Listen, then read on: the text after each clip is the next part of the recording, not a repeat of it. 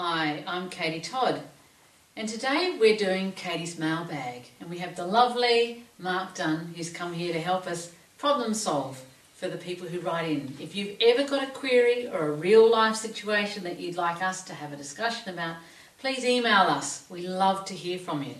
Who have we got today, Mark? Well, welcome all. Well, today we have Sam. Sam's written in and she's said, "Dear Katie, I'm a middle-aged woman with 2 teenage boys in a relationship that is on its way out.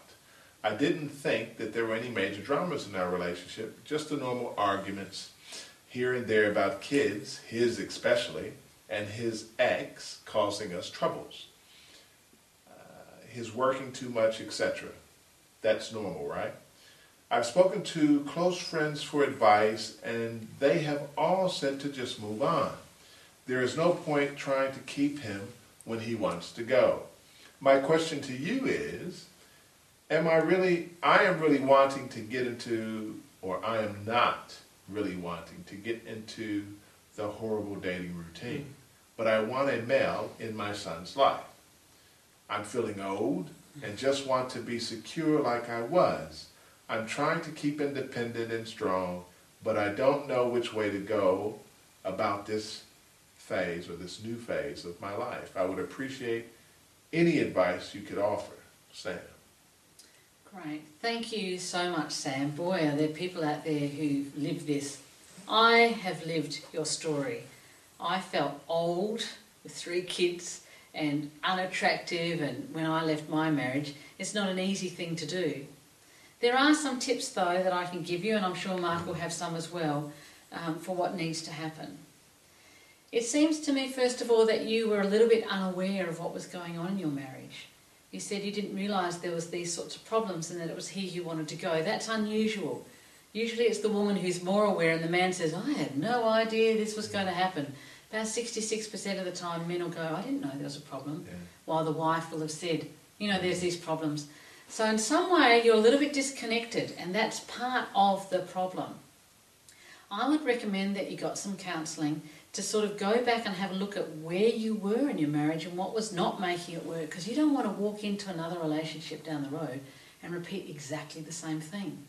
I've talked a little bit on my TV episodes on other days about how the time between relationships, that limbo in-between time, is really, really important.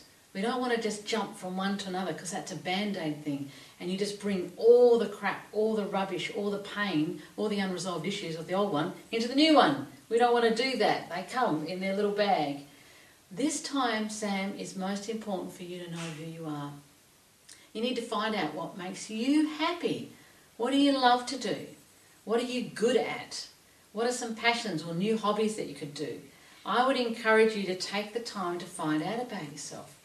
Keep socialising. When people and friends invite you out, go out, but not desperately, "Are you my partner? Are you my partner?" It's like that Dr. Seuss book, "Are you my mother?" I love that. It's, "Are you my partner?" I could feel that in me, because it's like I need someone else to be whole. You know, I need that other person. No, you don't actually. For you to get the right sort of male for your sons, you need to have achieved that sense of wholeness in yourself.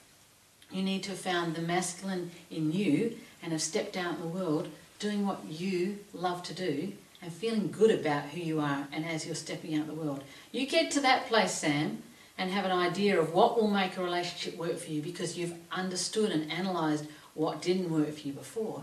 You will get the partner and the love you want. You will. But don't put a timeline on it. There's a date out there sometime. It's going to happen. In the meantime, your work is to get happy with yourself, start doing the things, be brave, step out there, find out more, and learn how to be content with you, and go where you get invited to, where you want to, and just let it happen naturally. Let it flow.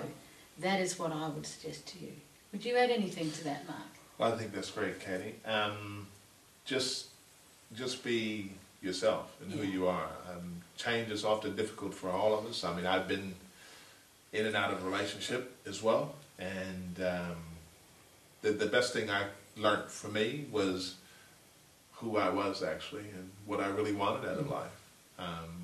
And also getting an understanding on what role or part that I played in that whole dynamic of the relationship, because we all play parts in the relationship, and we all are just as equally involved in its success and its not so success. Absolutely. So, yeah. Absolutely. Have a look at the TV episodes I've got called Uncanny Attraction and Why the Words I Love You Aren't Always Enough. Have a look at those. That might give you a clue of where to start exploring what the real dynamic was between you and your husband. And then if you like, have a look at the archetype books, the personality trait books I've looked at, so you can get a sense of, oh, that's who I am. Maybe I would love to go dancing, or maybe I would like to do some art, or maybe I really would like to write, or maybe I want to build something. I don't know what it is, Sam, and it doesn't matter what it is. But I feel like there's a lot of you that hasn't been allowed to grow. My sense is you're a bit of a pleasing person, that you've spent your time moulding yourself to please others and thought that would be enough.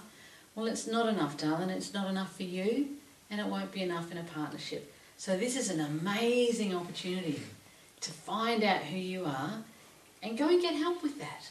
Get help with that and explore more and become a fuller, richer, authentic you. And watch this space. There's going to be some lovely people coming along saying, I'd like to be your partner. Good luck with it, Sam.